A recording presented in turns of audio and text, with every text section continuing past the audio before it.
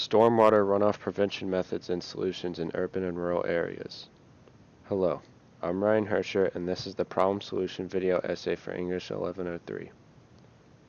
This generation is considered the zenith of mankind due to our knowledge, technology, and infrastructure. But because of our blatant disregard for the environment and those living in it, the planet has been contesting our toxic byproducts on its own. Rain. During and after storms or heavy rainfalls, layers of water build up and run through our sewage system, which then drains into the ocean, freshwater rivers, and lakes.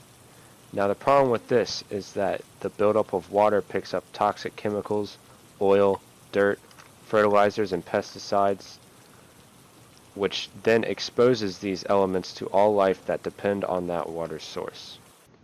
In urban cities, the most common runoff coefficient is oil or gasoline that leak from our vehicles in streets and parking lots. In rural countrysides, it's phosphorus, nitrates, pesticides, fertilizers, and other chemicals that are used for farming.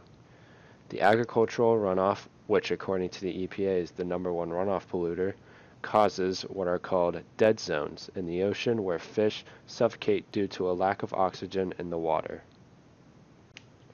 While many solutions are being practiced to reduce runoff pollution, I believe the integration of these three methods is the best approach: green roofing, permeable streets, and calling upon the residents to prevent environmentally hostile practices. This will nearly optimize reduction of runoff pollution. Firstly, green roofing is implementing a layer of vegetation on top of housing or building in a city where there are additional layers for irrigation and repelling rooting. The purpose of green roofing is to prevent volume and peak overflow. This was proven effective over many studies that have shown reduction in volume from 30 to 86% and in peak flow rate from 22 to 93%. Secondly, permeable streets and parking lots provide significant support in urban cities.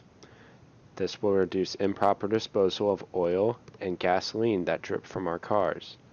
The water will flow into underground treatment reservoirs to be reclassified as gray water, which can then be used for watering, storage, or other appliances.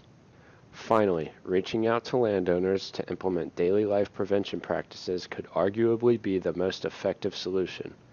Simple things can be done to make a significant difference. Washing your car over grass would prevent soap, cleaner, and dirt from entering our system. Using rain barrels and planting in bare spots would prevent erosion. Picking up after your pet will also make a significant difference. Overall, these solutions are somewhat feasible and can be applied with the given effort. The problem is that it costs too much money and is not a strong enough priority for that cost. The issue I see with this is that it should not be a low priority, but something we should tackle before it gets out of hand. It's not so much of a money problem. The money is there. We just have to use that money for these solutions. With the combined help of the government and its citizens, we can save our water systems and raise the standard of living. I encourage you to do your part by participating in the third solution. Thank you.